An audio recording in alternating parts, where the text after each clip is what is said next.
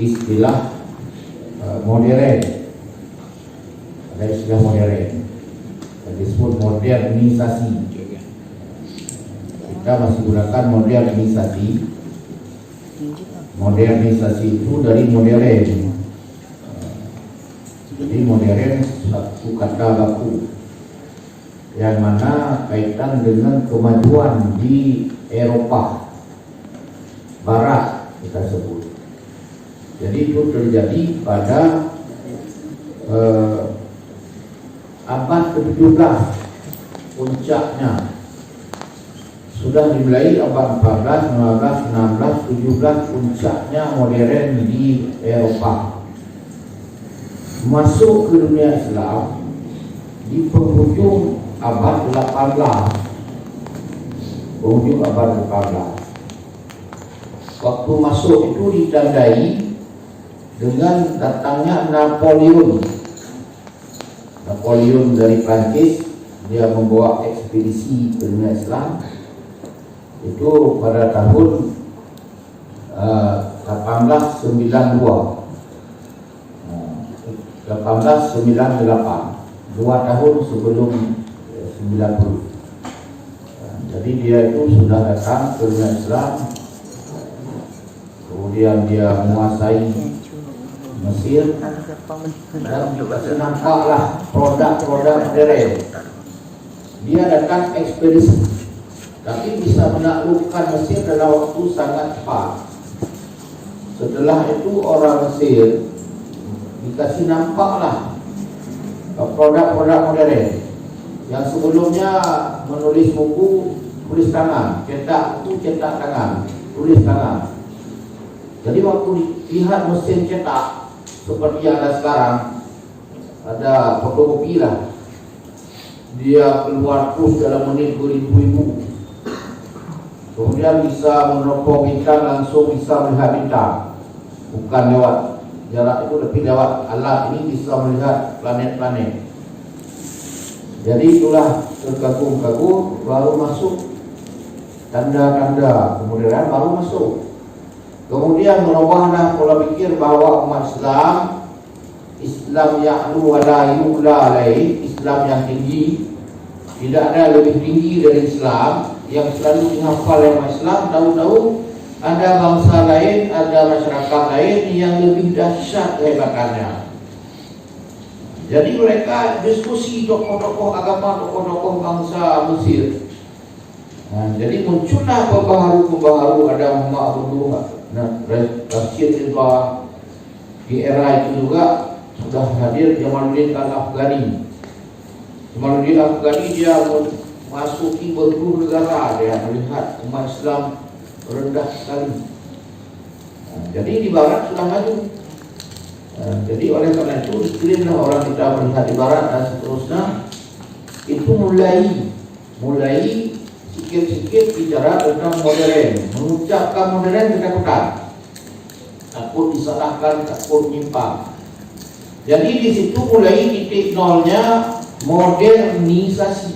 Modernisasi itu dia main-main cerita-ceritanya, logika-logikanya, narasi-narasinya, konsep-konsepnya masih di otak, belum dalam praktek. Jadi sementara abad sebelumnya sudah mulai puncak kemodernan, sampai lahirlah revolusi industri. Itu yang ditandai dengan 1.0.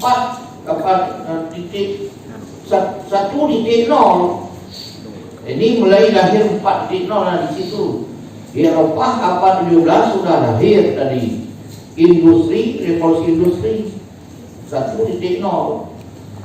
abad 17. Jadi kemudian kesininya kita kemarin kira-kira ini tahun 2020, tahun 2000 kemarin itu di Malaysia disebut Millennium 3. Itu kita menyebut milenial, anak milenial. Ini maaf sebut, ini angkatan yang lahir, ini angkatan anak saya semua. Saya lahir tahun 60. Hari ini menjelang 61 umur. Jadi yang lahir tahun 60 dan 70-an, selama rentang 20 tahun itu namanya generasi Y. Anda itu boleh dilihat di Google, generasi X, kami generasi X. Jadi yang lahir tahun 80-an, anak saya lahir 80-an atau 90-an, dalam rentang 20 tahun itu generasi milenial. Generasi milenial. Ya, jadi ini yang lahir setelah 2000. Jadi dari 2000 ke sekarang 20 tahun. Pada penerimaan mahasiswa kemarin di Rusia, jadi saya digabung semuanya 6.400 mahasiswa. Saya minta memberi semangat kepada mahasiswa baru itu di depan masjid sana, dibuat panggung luas sekali. Jadi rektor, wakil rektor Rusia semuanya bicara, itu tidak bicara jenis apa orang yang datang baru ini. Saya ucapkanlah kepada mereka, selamat datang generasi Z yang lahir tahun 2000, bukan milenial lagi. Yang milenial yang lahir tahun 2000 dari 80, 1980, 1990. Jadi yang lahir 20 tahun kemarin sampai hari ini generasi Z. Nanti begini orang ini, saya tidak bawa makalah lagi. Kenapa? Apa yang sama ngomong ini semua ada di Google. Dan saya yakin setingkat anak saya yang masih di SMA ada sudah minta itu HP Android. Apa yang saya ngomong ini kalah dengan apa penjelasan di itu aplikasi-aplikasi itu. Jadi tidak perlu lagi, tidak ada akhir dibuat. Capek saya susun semuanya karena di situ lebih lengkap. Nah, ini saya memperkenalkan zaman dulu ini. Nah, bukan dulu, dan di awal pembicaraan saya memperjelaskan zaman kita, posisi kita di mana. Jadi ini generasi Z. Di situ dijelaskan dalam Google bagaimana karakter generasi Z.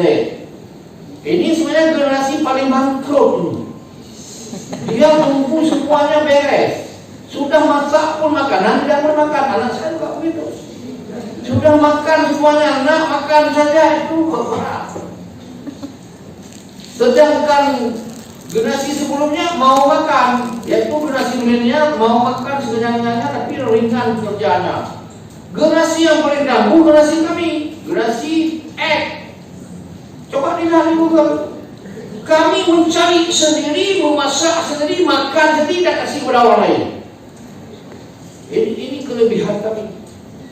Kami mencari yang tidak ada, dari tidak ada menciptakan ada. Setelah ada itu menyiapkan untuk kita dan untuk orang lain lagi.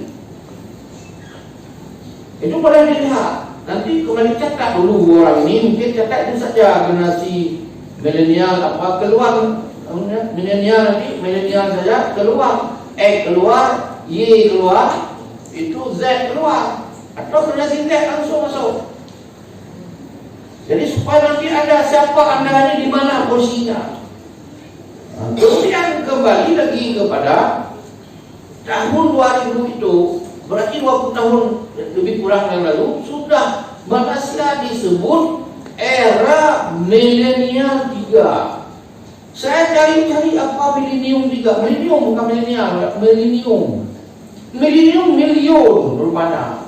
Milion itu masuk, itu 0 sampai 1000 pertama itu milenium pertama.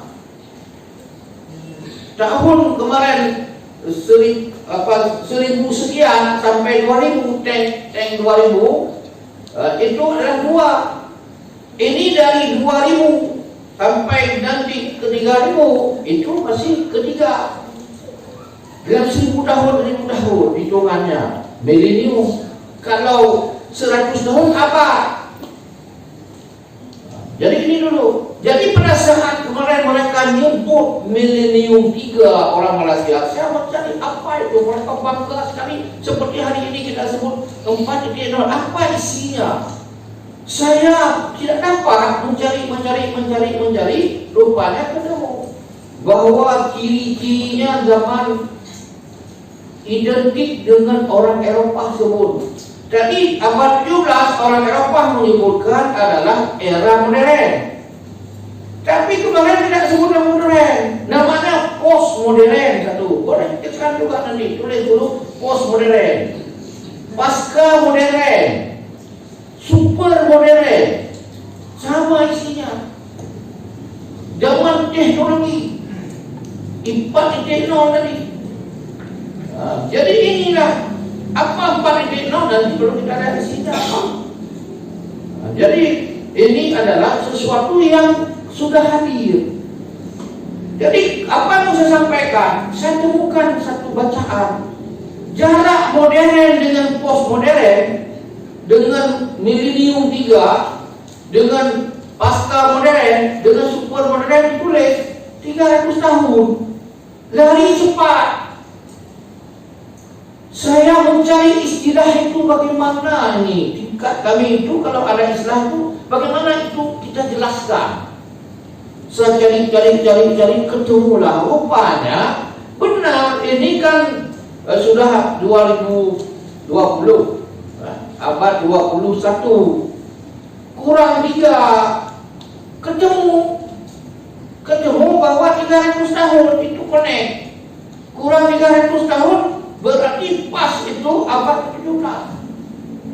Ngomongnya pada abad 20, habis abad 20, bukan hari ini sudah tambah 20 tahun. Pada saat itu dia ngomong, itu connectnya pas 300 tahun. Itu mengejar kita itu, mengejar kalau berada di zaman modern, umat Islam katakanlah hari ini berada di zaman modern. Kalau kita sudah berada di zaman modern, zaman seperti ini 4.0 sudah berada dengan ciri-cirinya sudah ada. Ini kita tinggal kejar modern dari postmodern dan sebagainya. Kalau kita sudah modern, kita kejar 300 tahun, lari cepat. Itulah yang ada video yang dipotong kecil dalam ceramah subuh saya itu, yang menjadi generasi sampah dan sebagainya itu, menjadi duafa. Itu ada yang terpotong itu. Kalau mau kejar seperti zaman modern hari ini, umat Islam itu mengikuti zaman kejar keras. Kejar kerasnya itu lari cepat. Saya menghitung lari cepat apa. Rupanya lari cepat itu hanya generasi kita ini nanti kita siapkan cari sampai ke situ hanya 4 jam tidur dari 24 jam hari-hari itu. Itu lagi cepat. Lahirnya mana? Dibagi satu untuk waktu istirahat, sebagiannya istirahat untuk tidur malam, sebagiannya adalah untuk bekerja, sebagiannya adalah itu tadi belajar, penguatan diri, yang masuk agama semua all in di situ. Yang kembali lagi tadi, yang tidur hanya 4 jam tidur. Tadi 20 jam lagi itu dibagi 3. Termasuk belajar dan seterusnya di situ. Jadi yang tidur boleh tidur 4 jam. Jadi dulu saya pun pernah mendengar bahwa tidur itu harus 8 jam satu hari baru sehat. Sekarang saya temukan 4 jam tidur satu hari satu malam itu sehat. Tidak mati orang, tidak sakit, dan tidak mundur, tidak merosot. Daya pikir tetap kuat. Ini tadi.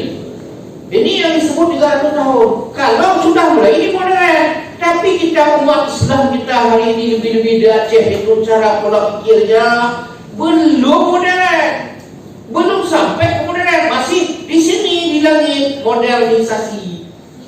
Kita sebut modern saja kena kampelan kita sebut modern dituduh kita macam-macam. Kita bawa mereka ke seperti dunia modern dituduh kita macam-macam.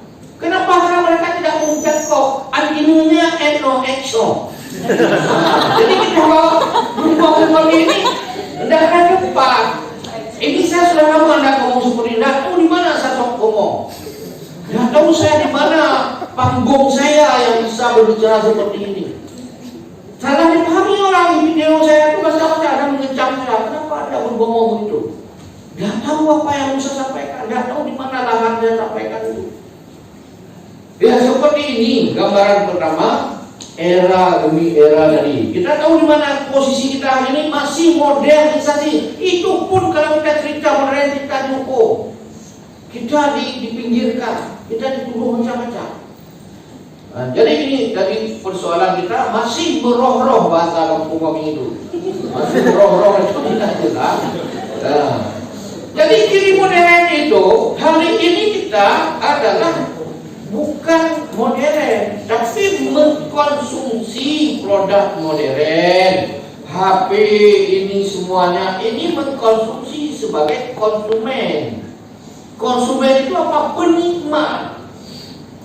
Yang produsennya non-Islam, yang produsennya seluruhnya non-Islam. Ini perlu dijelaskan. Kita konsumen. Saya tahu main aplikasi ini lengkap, anak saya semuanya bisa, ini adik-adik semua bisa. Ini hanya kita tidak mampu untuk mencipta. Ini begini, orang terkaya di dunia hari ini, boleh tekan Google, orang terkaya di dunia sekarang adalah yang disebut dengan Bill Gates. 2 bulan 3 bulan lalu yang terkaya penemu, ini Bill Gates penemu Microsoft Word, penemu komputer. Yang sebelumnya adalah penemu Amazon, juga sejenis aplikasi itu. Dia jual semua barang dia dalam HP dia, itu istilahnya semua masuk ke situ. Dia nomor 1 kaya di dunia. Jadi kaya dia itu kemarin berkurang kenapa? Dia punya istri, pecah kursi, gawat pengadilan, sebahagian kekayaannya itu sepertiga akan kasih istri. Berkurang di situ, naiklah. Sebelumnya Bill Gates. Bill Gates masih hidup, Amazon masih hidup. Yang ranking ketiga adalah Facebook. Yang ranking keempat itu adalah yang lain. Jenis itu semua sampai ranking 7 itu adalah aplikasi-aplikasi yang 4.0 ini. Produk mereka semua. Jadi itu yang menikmati itu adalah seperti Menteri BK kita sekarang, Menteri Dikbud kita. Itu dia menikmati dengan menggunakan aplikasi Google dan sebagainya. Lahirlah Gojek, lahirlah Grab. Itu menikmati. Lahirlah hari ini online itu Traveloka. Traveloka sekarang masuk juga dia, tapi dia tidak masuk yang tadi. Jadi yang Facebook tadi itu, yang Google yang lain itu masuk ke ranking terkaya. Per hari seperti Bill Gates 20M lebih masuk uang ke rekening dia. Nah, jadi itu tadi. Kalau kita cerita sama siapa tu nggak paham pun kita kena semprot kalah. Ini saya mau sampaikan apa? Maaf disebut ini Pak. Ini jangan lagi gunakan ini nanti. Menghadapi era 4.0. Kenapa kita ini masih untuk umat Islam boleh? Karena kita tidak belum ini pun ke satu saja, belum sampai tadi ke satu. Kita boleh bicara ini, kita di kampus ini orang kita. Tapi di luar sana masih belum, masih satu di teknologi. Ini satu di teknologi itu produksi seperti revolusi industri di masa dulu. Kemudian industri berikutnya adalah industri uap, pakai minyak semuanya. Dulu kapal pada saat bernama ke sini pakai layar, sekarang pakai uap, pakai gas, pakai semuanya. Itu yang keduanya. Yang ketiganya menemukan seperti traktor. Traktor itu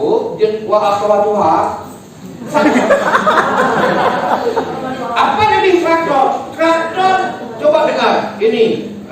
Traktor itu saya pun tidak tahu persis, tapi saya baca. Traktor bisa menggantikan 300 bajak. Orang ini tidak tahu lagi bajak, langai tidak tahu lagi. Saya termasuk orang ahli langai, bajak di masa saya. Sampai tua saya masih bajak itu. Jadi apa itu? Bajak itu langai. Satu orang tukang pegang langai. Berarti 300 orang, perlu orang. Kemudian lembu minimal 300. Karena satu bajak itu biasa 2. Kalau lembu, kalau kerbau 1. Berarti kita anggaplah 1,5. Berarti 300, 450 ekor lembu terselamat dengan satu traktor. Orang sudah selamat 300 berarti satu orang di situ atau 2 orang, berarti ada kuranglah dari 300 dua orang. 2 orang tersisa orang di situ kan. Kemudian apa lagi? Itu bajaknya, peralatan bajaknya itu cukup banyak untuk membajak. Jadi saya hitung itu kalau kira-kira satu traktor menggantikan itu 1000 lebih orang dan komponen lembu dan lain-lain semuanya. Lembu perlu makan, orang perlu makan, bajak tadi perlu uang yang banyak. Tapi tergantikan dengan satu traktor. Ini kira-kira adalah 3.1, 3.0. Ini kita 4.0. Ini era digital. Seperti tadi Maaf sebut, saya jadi rektor 2009. 2010 saya mulai kampus ini. Dalam buat kampus ini dengan bantuan AJB, saya hidupkan kembali, sudah di-close, masa sebelumnya sudah ada jalan. Jadi termasuklah saya angkat untuk aplikasi, untuk aliran komputer, untuk connect komputer. Itu orang belum bicara komputer, 10 tahun lalu di sini. Belum ada mendaftar, bank, KTP, belum ada itu. Itu baru 5 tahun kemudiannya.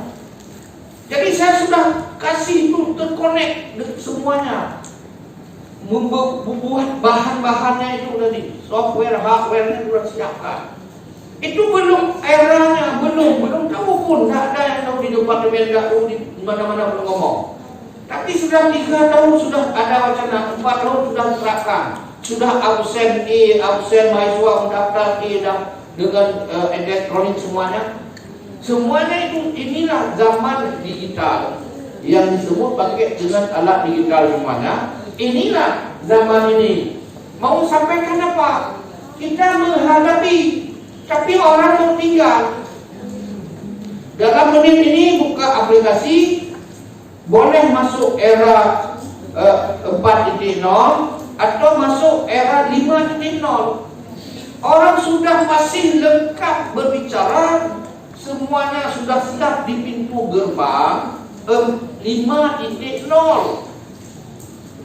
Itu 5.0 itu, kalau hari ini hanya bahagian-bahagian tertentu saja seperti ekonomi yang main digital. Nanti dalam beberapa saat lagi sudah jalan. Dari hasil tahun ini, tahun-tahun ini, hasil 4.0 ini, kita selangkah lagi. Dan sebahagiannya sudah berjalan 4.0, yaitu persoalan-persoalan kemanusiaan, semua terkoneksi antara satu dengan lainnya. Bagaimana itu bisa terjadi? Misalnya, kita melihat orang miskin di Indonesia terkonek, orangnya nampak semua jatah kekayaannya semuanya. Ini tahun ini sudah mulai lagi BPJS bekerja. Itu tekan KTP kita, dengan KTP semua keluar di situ.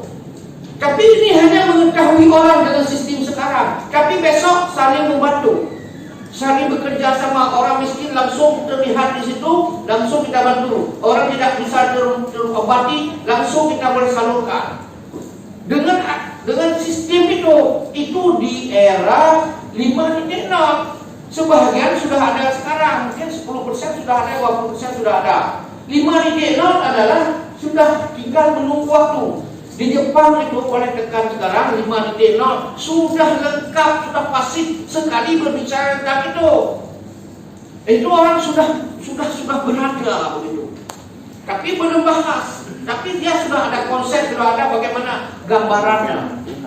Saya mau gambar apa di sini? Ini tidak ada penting sebenarnya. Yang penting ini meneladani pimpinan Rasulullah dengan akhlak sebagainya. Berkaitan dengan itu, mohon maaf, bukan sombong, saya pernah tampil di Brunei Darussalam, seminar internasional. Pada hari yang sama juga di Malaysia dan sekali di Medan, internasional semua. Diminta saya memberi materi membahas tentang persoalan-persoalan ini dari 4.0. Ini kira-kira 3 tahun lalu, 2 tahun lalu. Boleh saat itu lagi hangat. Jadi tampillah dari Korea, dari Malaysia, dari Thailand, dari mana-mana bawa makalah. Jadi ada dari Malaysia satu profesor, dia rektor juga di sana. Apa dia bahas? Perlu disiapkan di sekolah-sekolah, di mana-mana nanti alat-alat perangkat-perangkat yang berkaitan dengan digital.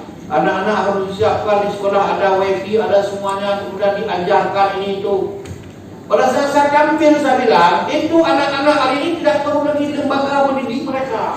Kasih aja alat HP satu itu yang Android itu dalam menit pandai mereka dengan dosen, dengan guru yang mengajar itu, saya bilang. Tidak perlu lagi itu. Anak-anak saya, pengalaman saya, kalau tidak tahu lagi saya tanya apa anak, dia tutup mata, dia tahu semuanya. Saya tanya, di mana belajar? Alah, yang itu aja yang harus belajar, tidak usah belajar. Jadi dia lebih ahli semuanya, luar biasa. Jadi tidak perlu saya tantang orang itu semua, tidak perlu lagi sekarang. Tapi itu adalah memang sudah ada, sudah di tangan. Jadi apa yang saya sampaikan pada saat seperti ini, bagaimana akhlak, bagaimana itu semuanya ini, di mana posisinya. Jadi saya bilang bahwa dalam situasi dulu, hari ini, besok, 4.0, 5.0, 10.0, ini tidak bisa dilepaskan. Yang nomor garis di atas itu. Jadi itu tidak lepas, diterima orang itu semua. Itu tawaran saya. Dan tentang tak perlu habis energi lagi mendidik orang buka sekolah ini, sekolah khusus untuk 4.0, kemudian atau satu lagi teori di sekolah-sekolah yang ada ditambahkan aplikasinya, ditambahkan zatnya, ditambahkan apa-apa semua suplemen di situ, macam teori orang itu. Ketika nanti mereka pun menikah dengan saya kayak ini kiranya agak lumayan lah. Kira-kira banget lah. Jadi mau sampaikan apa di sini? Setelah itu mau sampaikan apa? Saya begini. Juga yang saya ngomong tadi tidak perlu bakal lagi, langsung tekan dulu atau simpan dulu nanti tanya. Buka lah satu saja dulu. Namanya Thomas J. Stanley, dekat THOMA, Thomas J. Stanley. Atau dengan masuk bahasa lain, 10 faktor orang sukses, atau 100 faktor sukses juga boleh. 100 faktor sukses, keluar dia punya itu produk dia. Jadi mana saja boleh masuk tadi. Seperti saya bilang masuk 4.0, 5.0 atau seterusnya. Jadi itu ketemu. Apa ketemu? Itu 10 pertama. 10 pertama dari 100. Itu hasil penelitian yang sangat akurat. Dia memeriksa orang sukses di dunia yang hari ini masih hidup, masuk Bill Gates tadi. Yang orang kaya-kaya di dunia 740 orang dia teliti dengan sangat akurat. Si Thomas ini. Jadi hasilnya ada 100 faktor orang sukses. 10 pertama itu adalah karakter. Yang pertama jujur. Yang kedua disiplin. Nanti lihat sendiri dan lainnya. Saya mau sampaikan 10 pertama adalah itu dari karakter. Ranking 21 ini EQ. Ranking 21. Jangan kita pesimis dengan EQ kita rendahan. Yang pengaruh orang 1 sampai sekian, itu coba lihat tadi karakter. 21 ditulis itu juga, walaupun dari 10 dapat 21. Kemudian 23 adalah apa namanya itu? Sudah 23 dan 33. Jadi itu adalah lembaga pendidikan favorit. Lembaga pendidikan favorit kita itu misalnya sekolah yang paling bagus, katakanlah grad school, modal bangsa macam-macam itu pengaruhnya itu ranking 23 kalau tidak salah itu, nanti terlihat. Sekolah favorit. Kemudian mendapat cum laude, semua cum laude 200. Itu ranking sekitar 30 kan? Coba lihat, di situ ada 30. Jadi 10 pertama itu tidak di lembaga pendidikan, tidak di kampus. 10 pertama di sini semuanya. Jadi itu satu. Bandingkan. Itu nanti bandingkan, tapi kapan-kapan saya lihat tidak diurai. Nah, itu Bushido, B-U-S-H-I, Bushido, Bushido. Bushido ini adalah kode etik kaum samurai. Satu kaum dulu samurai di Jepang, dulu kecil kelompok ini tapi kuat luar biasa. Dia wajib ada 5 karakter. 5 karakter itu. Jadi 5 saja sekarang sudah diakui oleh semua orang Jepang, sudah menyatu dengan jiwa orang Jepang. 5-nya itu adalah satu. Kalau orang Amerika Barat tadi hasil penelitiannya nomor 1 jujur, nomor 2 disiplin. Tapi orang Jepang 1 disiplin. Tidak masalah itu. 1 disiplin, yang kedua jujur, yang ketiga adalah berani, yang keempat kerja keras, yang kelima setia. 5 saja karakter orang Jepang, dia hebat luar biasa. Orang Eropah itu tadi sampai 100 yang pegawainya, tapi yang paling dominan 10. 10-nya menjadi hebat. Termasuklah saya sebut orang-orang seperti Bill Gates tadi, masuk dalam penelitian mereka. Jadi apa itu? Nabi adalah siddiq. Sifat Nabi yang pertama siddiq, jujur. Inilah saya bilang, kondisi macam manapun zaman ini tidak akan hilang nanti. Yang baris pertama itu tidak hilang. Ini yang penting kita camkan. Jadi kira-kira begini. Juga boleh tekan lagi sekarang. Lebih gampang saya tidak bawa makalah karena tidak terikat. Orang ini tekan saja buku 100 tokoh. Misal 100 tokoh. Atau nanti Michelle yang pengarang buku itu kan. Jadi dia itu, ini kita mau masuk ke tentang teladan Nabi. Di situ saya lihat apa yang membuat dia menulis itu. Jadi sebelumnya ini tidak ada kaitan, tapi supaya penguatan saja karena Maulid tadi itu namanya Michelle ini. Saya tidak tahu tahunnya, pada saat bacaan saya tidak ada tahun. Dia sudah menulis buku dicaci maki. Di Jerman dia kuliah umum dilempar mungkin apa yang ada di tangan, ada buah dengan buah dilempar, enak juga bila bisa cabut kan. Kadang dilempar dengan kopiah, dengan sepatu, dengan semuanya, dicaci maki dia. Kamu kurang ajar sekali. Kok kamu taruh Nabi Muhammad itu? Kenapa kamu taruh di ranking 1? Kenapa tidak Nabi Isa? Orang Yahudi kenapa tidak Nabi Musa? Habis dicaci maki dia itu, dia jawab. 2 dia jawab. Pertama dalam penelitian dia bilang, penelitian dia itu alasan di situ dia menyelamatkan diri. Dulu Nabi Muhammad itu, Islam itu ada 4 orang. 1 Nabi Muhammad, 2 Khadijah, 3 Abu Bakar, 4 Ali. 4 orang manusia. 1 anak-anak, 1 perempuan, 1 orang tua, 1 Nabi Muhammad. Hari ini, per hari ini, yang menyebut Muhammad itu, yang menyebut Islam itu, yang meluk Islam itu, saat itu 1,3 miliar. 1.300.000 orang. Seperempat orang di dunia. Hari ini hampir ada yang menyebut data 1,8. Berarti kira-kira 10 tahun, 20 tahun lalu itu dikarang. Kira-kira itu. Dia ngomong masih hidup ya. Sekarang tak tahu apakah sudah mati pun dia. Karena tidak berita. Mungkin boleh dicacak dia masih hidup dan tidak. Jadi dia dicaci maki, kemudian dia sebutlah, tidak mungkin dari 4 orang hari ini menjadi 1,3 M. Tidak mungkin, itu satu kesalahan, itu satu kebohongan, satu yang irasional. Tidak mungkin. Ini satu kebenaran, dia bilang. Ini satu kebenaran, agamanya satu kebenaran, nabinya satu kebenaran ini. Tidak mungkin orang-orang kita seperti ini terus bertambah, orang-orang hebat, profesor dan doktor, semuanya itu bisa meluk Islam dan memuji-muji Nabi Muhammad. Satu. Yang kedua, dia bilang, dalam riset dia, dalam penelitian dia, dalam survei dia, ada formulir, ada orang diisi oleh seluruh Mungkin dia sampel seluruhnya, dia sebut seluruhnya. Dia bagi rata.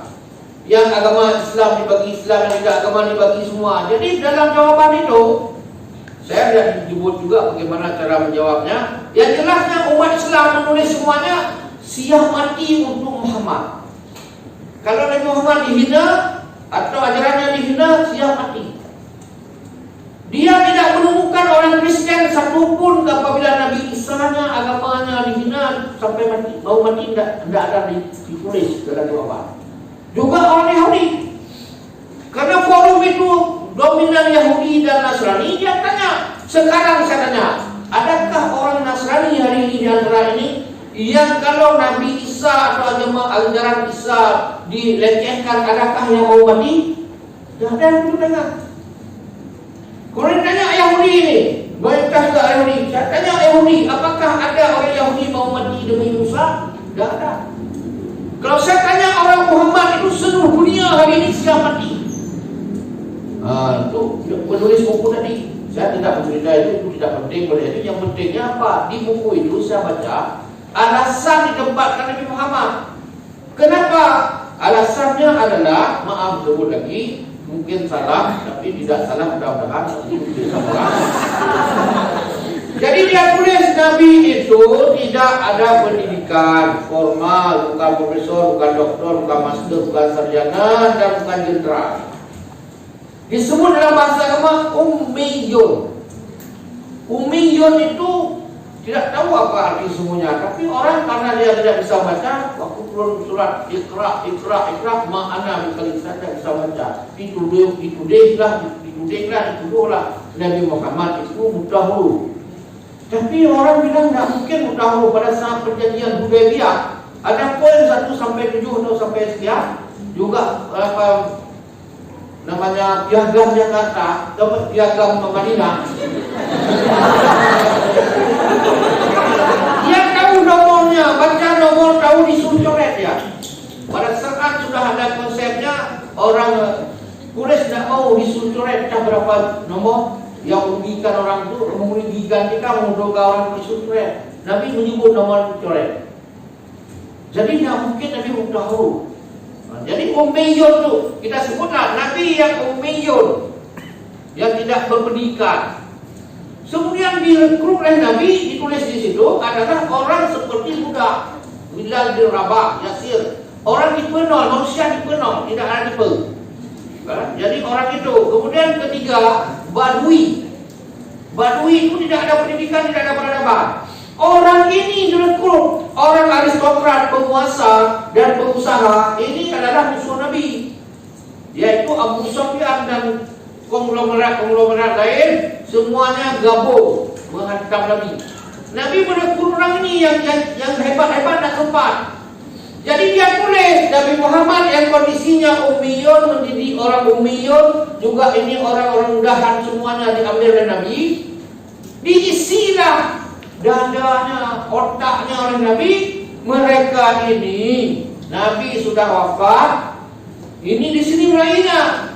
Orang ini karena mengikuti Nabi, bagaimana mencontoh Nabi, dididik oleh Nabi, orang tidak berdaya tadi, manusia tipe 0, rendahan, mudah, sangat rendah. Di Arab dikenal kalau budak itu memang boleh dijual, boleh dibeli, boleh kawin free, dia itu tidak ada urusan apa-apa. Jadi oleh karena itu, ini orang sudah dididik oleh Nabi dalam waktu sangat cepat.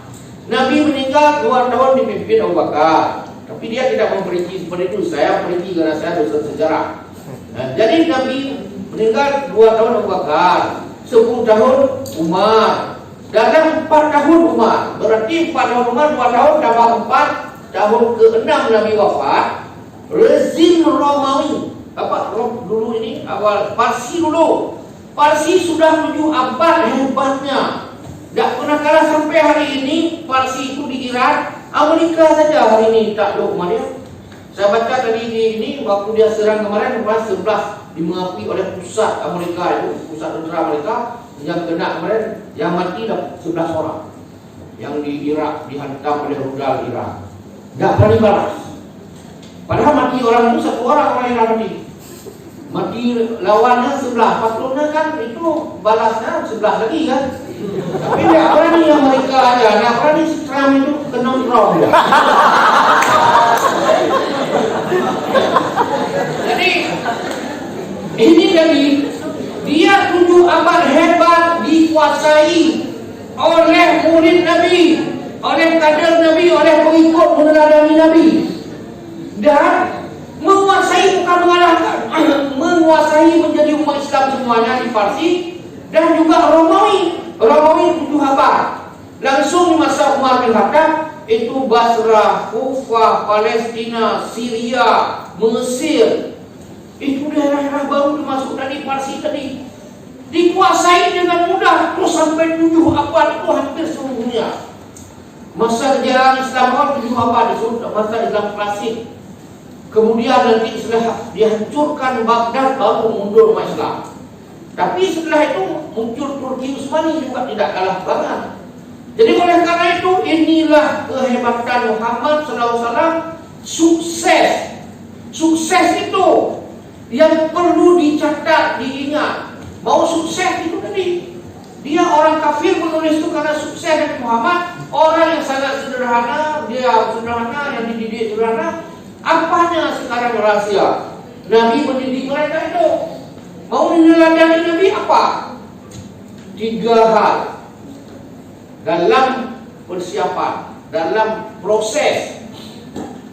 Begini, bicara pendidikan, bicara 2 hal yang paling prinsip. Saya di S3 kemarin, S3 pendidikan mengajar pengembangan kurikulum 1, inovasi kurikulum 1. Jadi di situ bicara filsafat pendidikan, bicara kurikulum, bicara proses, semuanya itu satu proses semuanya. Yang kedua produk. Proses itu bagaimana memproses ini dalam pendidikan, baik di MIN, di MTen, di MAN, di SMA, itu proses. Produknya hasilnya nanti, alumninya, outputnya. Nah, jadi prosesnya apa? Nanti ini menyangkut proses dulu kita bicarakan. Bagus proses, produk pasti bagus. Kalau proses tidak tepat, produk itu boleh bagus, boleh tidak bagus. Kalau bagus sedikit, tapi tidak bagus lebih banyak. Aceh ini proses pendidikan tidak benar, maka hasilnya ini kita tidak benar. Kalau ada yang benar, ada yang benar. Kalau saya ditanya sebagai pengamat pendidikan, tanya kenapa Aceh bagus pendidikannya, tapi 10%. Sampai 20% yang bagus proses, bagus hasil. Di sekolah-sekolah yang boarding school dan di sekolah-sekolah lain yang prosesnya bagus. Tapi karena Aceh itu 80% lagi di daerah tidak tersentuh dengan penanganan proses yang bagus, itulah mereka menyeret yang 20%, men-sharekan, membagikan itu, mengejas kata Malaysia, menyamaratakan hingga yang bagus 20% kalah dengan 80% dominan di kampung-kampung. Jam belajar tidak jelas, semuanya tidak jelas, guru tidak jelas, materi tidak jelas. Jadi ini proses. Nabi yang paling penting awal untuk kita adalah 40 tahun pertama kerasulan. Kerasulan ini adalah masa penguatan seseorang. Ini kalau kita, Nabi dulu 40 tahun jadi Nabi. Kita hari ini didesak. Anak milenial itu hari ini sudah dipakai dan juga di mana-mana hari ini sudah didesak generasi milenial yang lahir 80-an, seperti orang ini 80-an. Harus mengambil alih dari generasi tua. Itu di partai-partai sekarang yang tua-tua sekarang sudah mau didesak oleh yang generasi milenial. 30-an. Ada beberapa bupati 30-an umurnya. Wali kota juga 30-an. Memang benar Nabi matanya 40, umur kita matanya 40. Jadi begini lagi, ini pengetahuan yang kapan-kapan ini kita ketemu jarang-jarang. Jadi ada teori perubahan. Kita ini anak-anak muda masih, saya juga masuk dalam dalamnya. Masih dalam masa perubahan. Perubahannya itu umur 40 tahun. Nah, ini diingat. Siapa yang masih di bawah 40 tahun masih potensi berubah tadi, mengikuti meneladani memformat diri itu 75%. 75% berubah, potensi untuk dirubah. Baik sikap, karakter, semuanya dirubah 75%. 25% tidak bisa dirubah. Kenapa? Watak. Yang sudah mewatak boleh pengaruh keturunan, boleh pengaruh suku, boleh pengaruh makanan. Misalnya makanan apa? Kalau suku Aceh dengan suku Jawa, bagaimanapun Jawa lembut semua. Aceh itu gerah. Bisa. Tak mungkin kita ni, tak mungkin kita buat seperti gaya itu. Kemudian seterusnya, apa yang saya sampaikan, pengaruh makanan. Kita orang Aceh makanan kuah belakang, mulut ke mulut. Mulut kita itu berapa? Saya temukan catatan 100 hari, 3 bulan, 10 hari mulut kita ada Aceh. Yang tidak cukup gigi, kalau bulan ini tidak sampai gigi, tidak mati siap. Jadi ini adalah maulid yang panjang. Tujuannya raja-raja Aceh, ulama-ulama Aceh itu menciptakan ini supaya ada tersinkronisasi, ukhuwahnya nyambung rasa. Diundang-undang orang itu, datang-datang orang musim maulid itu, makan-makan itu membuat penguatan ukhuwah dan seterusnya. Sudah. Jadi kembali lagi bahwa apa yang kita sampaikan, bahwa 40 tahun pertama kemungkinan dirubah watak semua kita itu 75%, 25% sudah menyentuh watak. Makanan mempengaruhi kita dari yang 25, kemudian keturunan, kemudian suku bangsa. Itu dia ada perbedaan antara satu dengan lainnya, 25% tak mungkin. Tapi umur 40 ke 50, 50-50. Yang 75 turun menjadi 50, yang 25 bertambah 50, berarti 50-50. Kenapa 50 ini? Sudah biasa, kebiasaan biasa. Lazim lazat kayak biasa sudah menyatu dia. Dia sudah biasa duduk anak santai, itu tidak bisa berubah lagi. Malas kalau mau belajar itu dipupuk, dia menyatu menjadi watak. Pelit misalnya begini begitu, khianat kita itu kalau kita pelihara di situ menyatu menjadi watak. 50-50. Jadi kita biasakan yang 75 tadi dari sini. Berarti Rasul Nabi, disitulah Nabi mendapat titel. Dalam 40 tahun pertama apa? Titelnya, ijazahnya adalah Al-Amin. Al-Amin itu apa? Hari ini keras. Bangsa kita, bangsa tidak punya kepercayaan. Sesama sendiri tidak percaya. Ayah tidak bisa dipercaya oleh anak, anak apalagi oleh ayahnya. Suami ragu kepada istri, istri ragu kepada suami. Coba bayangkan dalam keluarga sudah tidak punya trust. Apalagi dalam pemimpin kita asal tampil pemimpin kecurigaan. Ini di mana dia tuli? Apa dia tuli? Di mana dia tuli? Bagaimana dia? Memuja anak ayahnya itu trust. Ini Al-Amin ini bahasakan trust. Kalau tidak ada trust tadi itu, tak usah cerita apapun, kita hebat itu. Kalau ada genggaman besar, okey lah kita uji orang. Di belakangnya pekaprak. Jadi kepercayaan itu dalam 40 tahun pertama ini nomor 1. Hari ini trust ini pemimpin. Allah dia tidak percaya, kita caci maki, si curang itu, si bohong itu, si pelanggar itu, sini itu. Tapi dia kok berkuasa? Boleh, silakan dia dengan keganasannya, dengan kerakusannya, dengan ketamakan, silakan. Rakyat tidak ada berdaya, silakan mereka tidak apa-apa. Tapi apa dia ngomong orang sudah tidak berdengar lagi. Malah kalau boleh kita caci maki semuanya, boleh curang. Pada saat pemilu dia bagi uang dia sendiri dengan budoh antuk yang keluar dia bagi.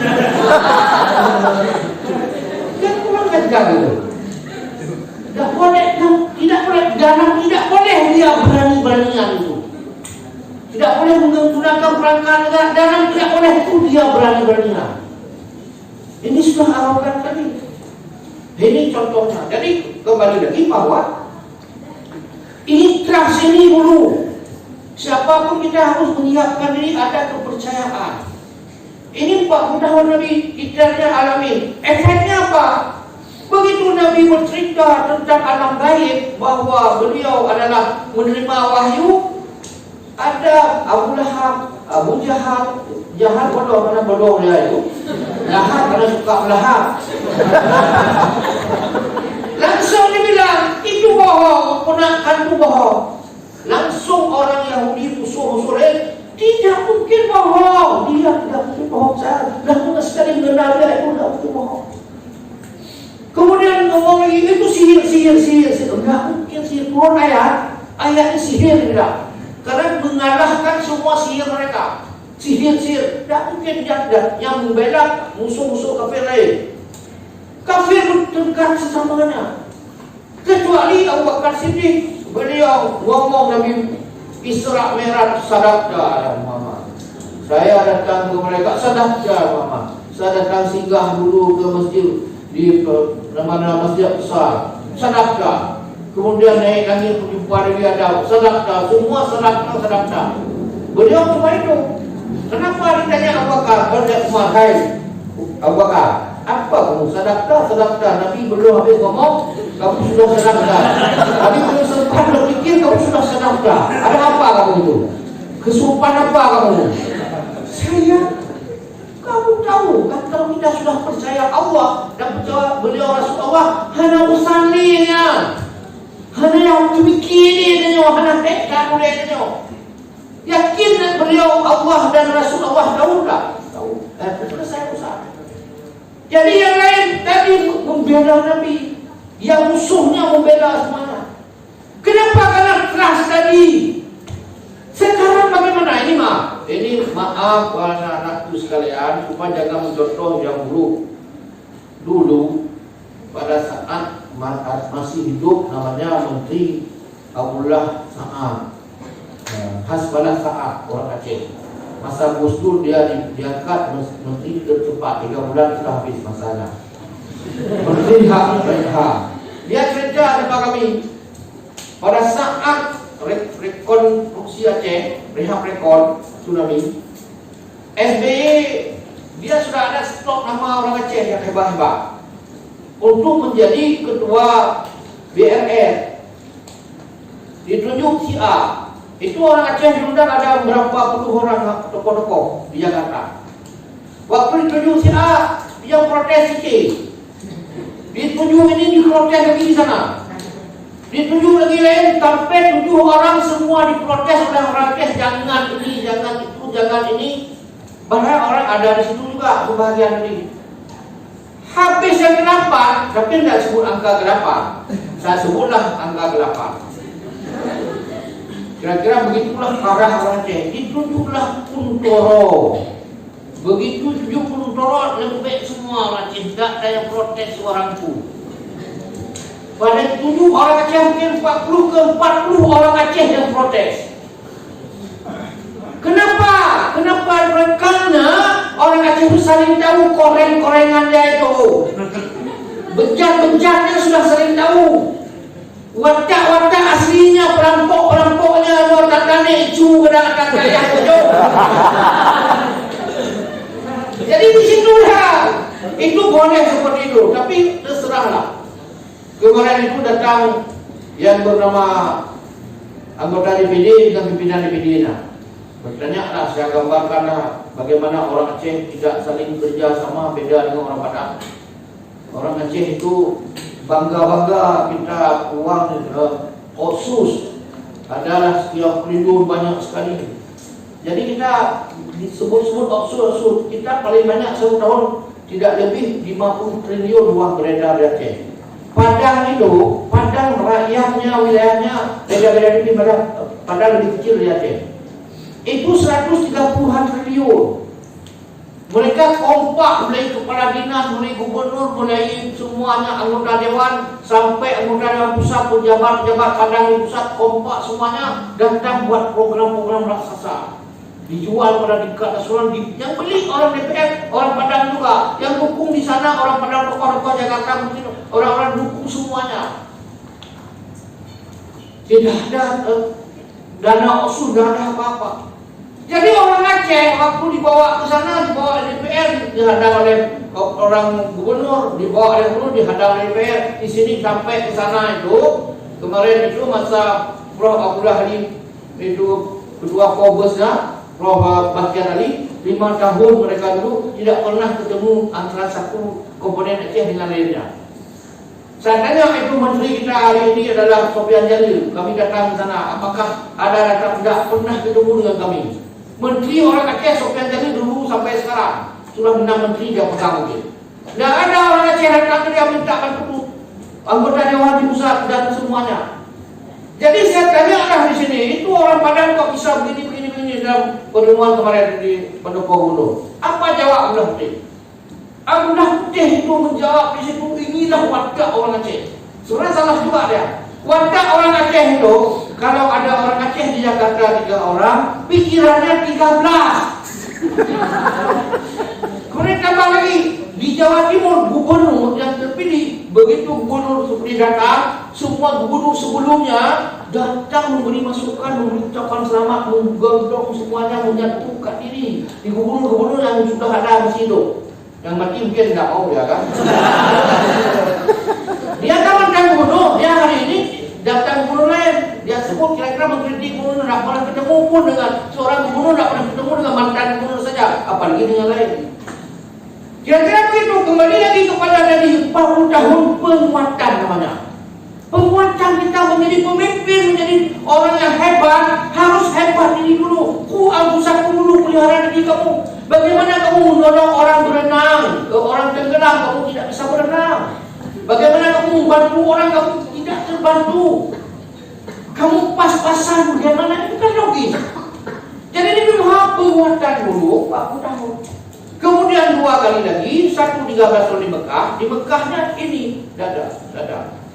La ilaha illallah, bahasa kita itu la, itu la nafi jinsi.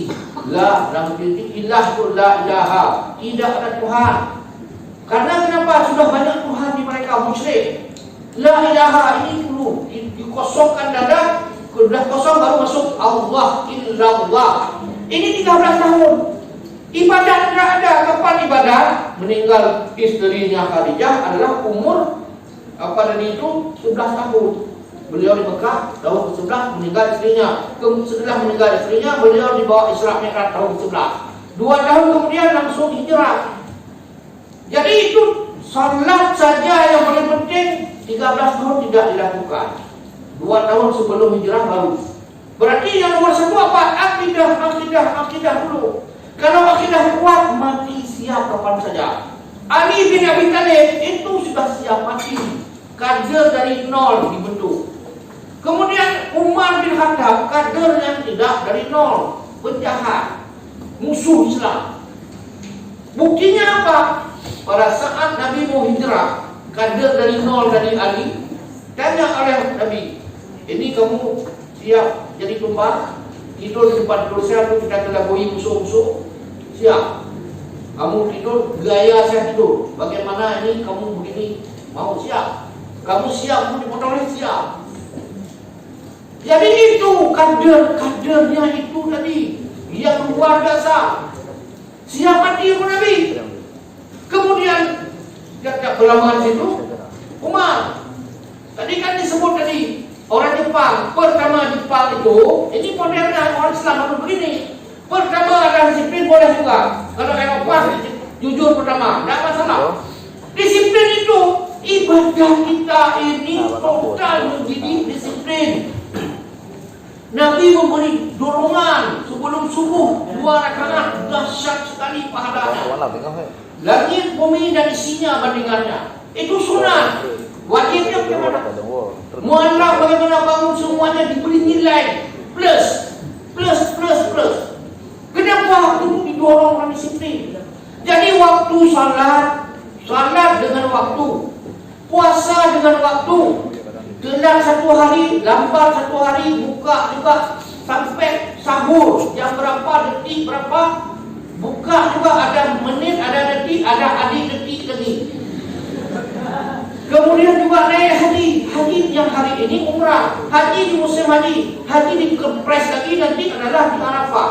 Di Arafah dipres lagi dari jam zuhur ke asar. Itu haji. Al-Hajju Arafah. Cuma 2 jam hajinya. Walaupun naik sana 1 bulan setengah. Tidak ada dosa. Jadi juga puasa tadi juga zakat. Zakat haul. Setahun. Diberi batu. Kita kaya raya. Tapi di ujung tahun kerbau sudah mati. Jawaban sudah bangkrut. Tidak wajib zakat. Ini disiplin nomor 1. Wajib ikut Jepang atau ikut sana. Boleh. Dua-duanya sama. Tapi tadi Jepang pertama adalah disiplin, kedua berani, ketiga berani. 2 jujur, 3 berani. Berani tadi Umar pada saat kami sudah lepas sana berangkat hijrah, orang Mekah marah sekali. Bagaimana bisa lolos? Bagaimana bisa lolos? Ini yang sudah lolos saudara, yang lain tidak lagi boleh berangkat. Kita pagar kota Madinah Mekah. Kalau udah lewat kita sembelih. Sampai perintah ke Umar. Sampai ke Umar itu, hingga Umar bersiap-siaplah. Dia jumpai orang ramai. Tidak disebut dengan apa, dia pergi apa dengan kuda, dengan apa, dia tengok di mana orang ramai. Saya besok jam sekian sore akan hijrah mengikuti Nabi Muhammad dan umat Islam sudah pergi sana. Lewat pintu ini jam detik-detik disampaikan. Siapa di antara kalian ini mau pisah dengan orang tua, tunggu saya di sana besok. Siapa di antara kalian yang mau istrinya janda, tunggu saya besok sana. Siapa yang mau anak anda yatim, tunggu saya sendiri besok. Tunggu saya di sana besok. Mana ada orang berani seperti itu? Sebelumnya musuh Islam, akhirnya dia itu menjadi gagah perkasa. Ini ajaran Nabi Muhammad. Ada oleh Nabi Muhammad takut ini begini, tidak enak ini, tidak enak itu. Orang menghancam kita, menuduh kita radikal, enak itu. Kita tuduh radikal, kita tuduh mereka yang pencuri, koruptor. Itu harus berani itu. Kalian itu adalah semua pemimpin koruptor. Tunjuk bukti-buktinya. Yang menuduh Islam radikal, kalian adalah ini komunis. Tuduh balik, tuding balik. Jangan lagi.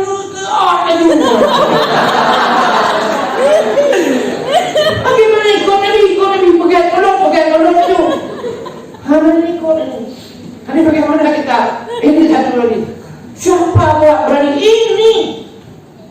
Qul lan yusibana, katakan hebat lan sampai kiamat, lan tidak akan ditimpa kamu. La yusibana, katakan hai Muhammad, la yusibana illa ma kataballahu lana, kecuali Allah sudah menetapkan. Kalau Tuhan menetapkan, kamu apapun jadi. Tidak ditetapkan free kamu, aman kamu.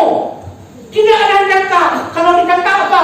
Nabi Yusuf mengatakan as-sijnu ahabbu ilayya. Penjara lebih sukai daripada duduk dengan penuh kezaliman. Ini ahabbu ilayya, itu Nabi, ayat Quran Nabi Yusuf mengatakan seperti itu daripada dia buat serong dengan perempuan-perempuan lain. Dia lebih memilih itu. Tapi setelah itu apa jadinya? Orang-orang hebat itu semuanya pahlawan umumnya sudah masuk tanah. Jadi itu tadi. Bagaimana berani itu ini? At-taqwa hahuna, ini dulu, ini yang 13 tahun dibina oleh Nabi. Tidak ada urusan. Tidak ada urusan dengan semuanya itu. Itu contoh tadi. Apalagi kayak wa may yattaqillaha yaj'al lahu makhraja. Takwa ini yaj'al lahu makhraja, ada solusi di mana-mana. Wa yarzuqhu min haitsu la yahtasib. Diberi rezeki yang tidak hitung. Yang kita tanam ini kita hitung berapa hasilnya, kita gajian berapa, itu kita hitung. Ini yang tidak dihitung. Min haitsu la yahtasib, tidak pernah kamu gambarkan. Itu terbayang nampak sendiri nanti. Wa may tawakkal fa huwa hasbuh. Siapa yang bertawakal pada Allah itu adalah man syarat. Man yattaqillah, jawab syarat wa man yattaqillah, siapa bertawakal pada Allah, yaj'al lahu makhraja wa yarzuqhu min haitsu la yahtasib. Wa man yatawakkal 'ala Allah fa huwa hasbuh. Dia cukup semuanya. Kemudian ada ayat hasbunallah wa ni'mal wakil, cukup Allah yang untuk ni'mal wakil, tempat wakilkan diri itu tawakal. Hasbunallah ni'mal wakil, nikmal maula, sebaik-baik pelindung, wa ni'mal wakil. Kalau ini keyakinan kita, kata Allah apa? Wala tahinu, jangan kamu ragu-ragu, jangan sedih. Wala tahzanu, jangan kamu juga risau-risau.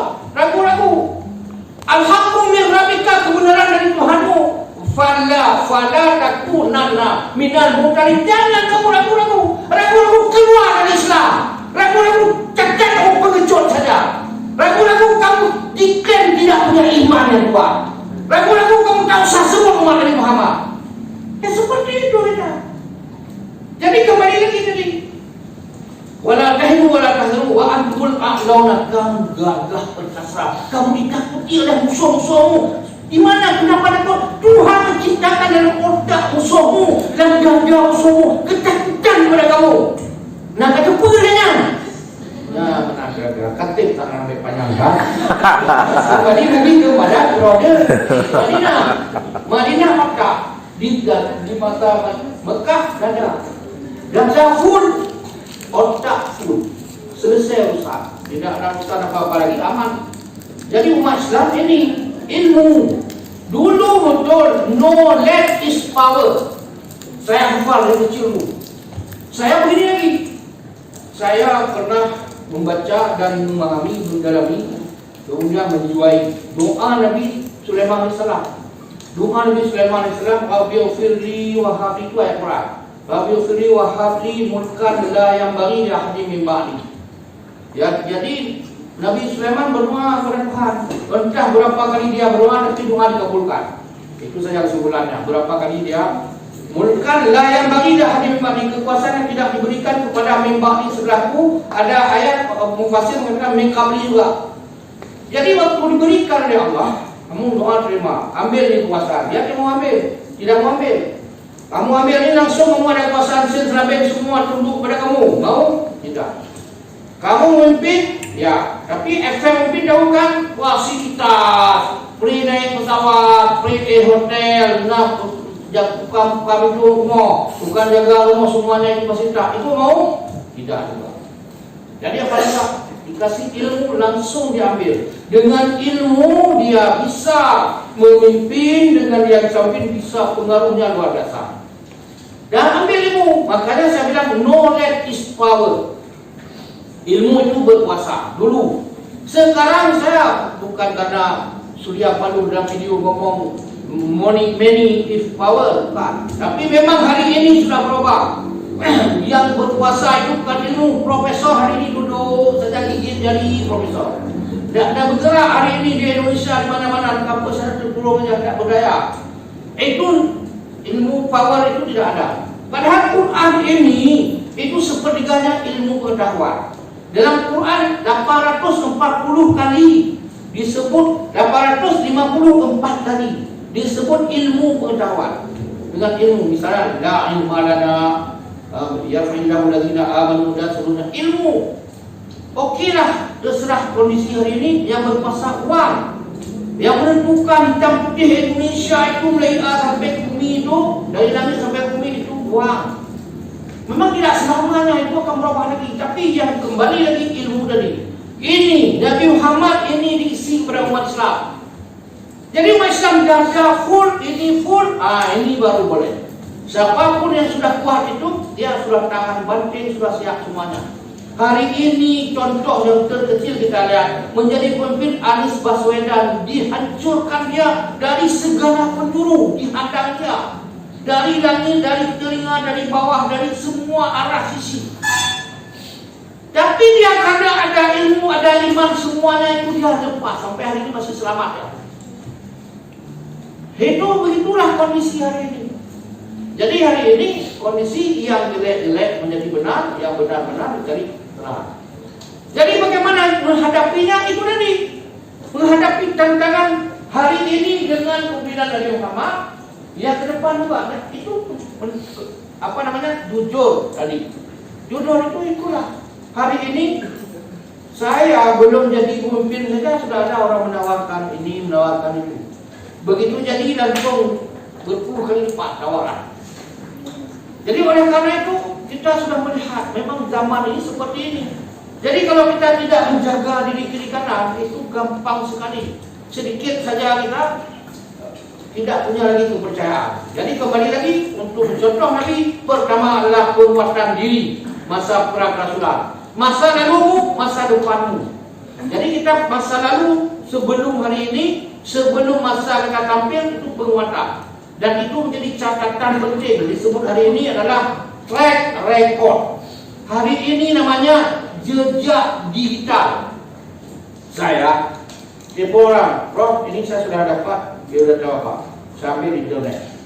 Jadi benar ni, suruh cek dulu. Benar. Jadi begitu sekarang, itu jejak digital kita itu dah hilang lagi. Di HP kita, di mana orang bisa melihat kita itu. Ini, saya dari duduk tadi, saya tekan Google, keluar, tahu apa? Ketua KPK yang sekarang, Firly itu, polisi, dia mantan Kapolda dulu, di Jambi kalau tidak salah. Dia duduk dengan bupati yang terima suap, yang berkasus, itu sudah belasan tahun lalu. Entah, ada ditulis itu. Itu diungkap sekarang. Ini yang disebut tadi masa kecilmu, masa depanmu, masa mudamu, masa depanmu. Itu jejak digital tidak bisa dihapus. Itulah rekaman masa lalu, rekaman jejak tadi. Jadi setingkat ketua KPK ini diangkat lagi. Sudah tingkat ketua KPK Firly itu juga sudah diangkat tentang si A, si B itu semua. Itu tentang Jokowi itu lengkap. Masa beliau memimpin di Solo lengkap. Lengkap yang negatifnya. Masa di Jakarta lengkap. Hari ini semua lengkap. Lengkap. Tapi karena dia berkuasa, maka tidak ada apa-apa, aman. Itu tidak bisa ditutup, tidak bisa diapakan. Jadi 40 tahun pertama. Kemudian seterusnya penguatan tadi. Kemudian yang lainnya apa? Karakter Nabi Muhammad SAW. Karakter itulah semuanya. Kita yang benci lagi. Karakter sifat-sifat. Kalau tadi orang di Eropah 10 bisa hebat, kemudian Jepang 5 bisa hebat, kita Islam sampai 40. Tapi saya membimbing S2, S3 juga S1 tentang pendidikan karakter. Itu hanya 18 atau 20, buku semua tidak lebih. Tapi kita tidak ditulis bagaimana pemaaf, bagaimana adil, bagaimana itu penyayang, menyantun, bagaimana sederhana, bagaimana wara'u, dan semuanya. Semua orang bisa itu. Takwa tidak disebut. Itu ada 20, kalau 20 kita saja luar biasa. 5 saja bisa jaya seperti Jepang. 20 seperti orang Eropah hebat, termasuk yang orang-orang kaya di dunia tadi. Kalau 30 kita punya modal, kita luar biasa. Karakter itu akhlakul karimah itu semuanya. Yang itulah yang kita contoh. Jadi oleh karena itu, saya padai di sini dulu. Terakhir, yang kita kemarin umat Islam dua tidak diizinkan oleh penjajah. Pertama, umat Islam jangan berpolitik. Tanya kembali putar lagi jarum jam ke belakang. Tidak boleh umat Islam berpolitik, tidak boleh umat Islam berpendidikan dulu. Sekarang umat Islam yang tidak boleh dua. Tapi kita salah kita juga. Satu berpolitik, yang kedua adalah ekonomi. Ekonomi hari ini adalah kemarin istilahnya yang disebut apa? Knowledge is power. Tapi hari ini power itu kekuatan. Kekuatan itu politik. Politik itu kekuasaan. Kekuasaan pengaruh dan sebagainya. Jadi hari ini ekonomi. Ekonomi itu apa namanya? Money is power. Yang ada video yang disebutkan loncat-loncat itu Surya Paloh. Kebetulan dia loncat, tapi kita sudah paham bahwa yang menentukan hitam putih hari ini orang adalah uang. Jadi uang itu hari ini kata Yusuf Kala di Indonesia kalau ada orang kaya 100, 90-nya non Islam, kafir semua, orang Islam cuma 10. Kalau ada 100 juta, 10 juta orang Islam yang kaya, 90 juta non Islam yang kaya.